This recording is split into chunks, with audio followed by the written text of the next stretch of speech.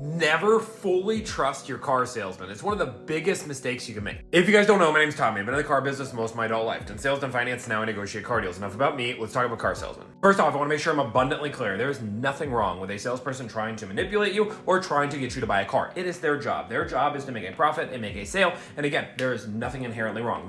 Just like there is nothing inherently wrong with us trying to save money. Negotiations are a game of chess. One side knows how to play. If you walk in blind, then they're going to beat you every single time. So when we're talking about not trusting a salesperson, it's not because they're lying, cheating, and stealing, which, some of them do, but realistically, plenty of them are fine. A lot of them are just newer. But when it comes down to it, they are trying to make as much money as possible. And again, we are trying to save as much money as possible. So if you trust every move they're going to make, they're just going to lead you in a way that makes the most sense. So let's talk about some things that you shouldn't trust what they say. First off, know what you qualify for. If you're buying a new car, one of the first things I do is check for rebates. I cannot count the amount of times I negotiate a car deal and I find rebates and talk about rebates that a dealership did not know, especially when it comes to American brands. Jeeps, I don't do a lot of them, but I did quite a few at the end of the month because of that 4xe deal that was going on. Anyway, long story short, there were so many times that I was calculating all the rebates for them and telling them, and they were like, I don't think you qualify for this. But in the end, guess what? They did. But it was, there was like $3,000-4,000. And again, the crazy thing with rebates is the dealership doesn't lose any money on them. It's just there can be so many rebates on some of these brands that they just don't know. So understand what rebates you qualify for. As you get into other brands like Japanese brands,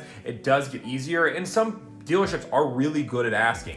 Especially when I work with Mazda, Toyota, they normally ask, hey, are you military? Have you had a Toyota or Mazda before? They normally ask these questions, but know what you qualify for. That's important. On the same breath, know what incentivized rate you qualify for. Understand that when we're talking about rates, there's gonna be a rate you qualify for with a new car as long as you have qualified credit. Let's just say it's 1.9, 0%, whatever that rate is. Know what it is. I promise you, if you don't bring it up, a dealership might not ever talk about it and bring it up. They'll try to sign you up at a higher financing rate to make more money. Again, nothing wrong with that. That is their job, to make money. And again, they are also trying to take care of you the best they can. But if you lead them down the path that is going to allow you to make a whole bunch of money, they are going to do whatever they can to maximize that profit. So know what rates you qualify for. If the car has 1.9%, don't be afraid to bring it up. Say, hey, 1.9, I think I should qualify for that. And then you're going to say with approved credit, but bring these things up. If anything ever is questionable, like if something's happening that doesn't make sense to you, stop the process and say, yo, what's going on?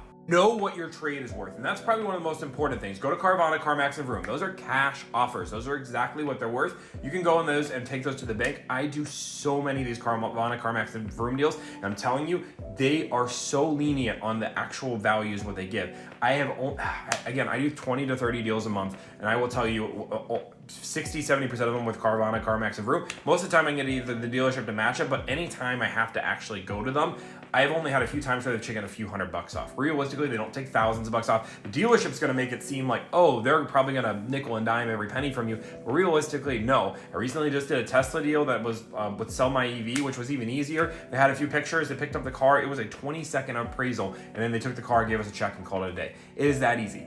Get those offers, that's the most important part. So when the dealership starts offering you less money for your trade than those offers and the tax credit doesn't align, I have videos on tax credit if you guys wanna watch those, then just take the other offer. Don't allow the dealership to sell you on the idea that your trade is worth less than all these other things. Go, and if you really need that certain of doubt, go get it appraised from CarMax first. Bring it to CarMax, get it appraised, get the actual value in hand, and then go to the dealership. Most of the time though, the dealerships will get pretty darn close to matching this. So as long as you have these offers, you don't have to trust them in the first place. Final thing, this is gonna be for the finance person. If a finance person ever says they're going to add something for a small amount of money, like, hey, fine, you're a tough negotiator, I'm gonna, add, the windshield protection is only gonna cost you like $500. I want you to read every dang line of this contract. I have so many things that happen to clients that have talked to me before. I've talked to people that are in my comment section. Read every line. This actually just happened to a client recently where they said no to everything multiple times on a lease, ended up having a $500 on there. They said it was only $500, ended up being $1,500.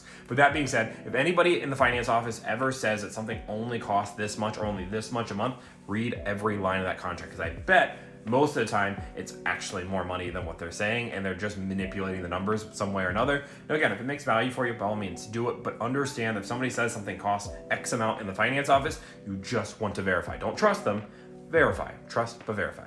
And that's it, guys. When we're talking about a car dealership, we're talking about trusting versus not trusting a salesperson. Again, we want to make sure we know what's going on. Realistically, guys, you are about to spend 30, 40, 50, 60, 70, 80,000, 90, $100,000. When we're spending this much money, You need to know what's going on with your life. And if you don't know what's going on and you trust somebody else to do it, you are just setting yourself up for failure, and it is on you that something bad happened because you didn't do the right things to get yourself into the great situation to buy a vehicle. So do your own research, be knowledgeable, and when a salesperson does something, that's great. But by all means, and maybe the better phrase at the end of this is trust but verify. If a salesperson thinks you qualify for something even more and above and beyond, just verify. Do a little bit of research on your own. Don't just full-heartedly trust everything they say, because again, their job is to make a profit, and there is nothing inherently wrong about this. This is okay. And the second you realize that statement, I'm gonna go a little longer, but that's fine. The second you realize there's nothing wrong with the dealership making a profit, your life becomes easier because it understands that they're not the enemy, they're not the devil,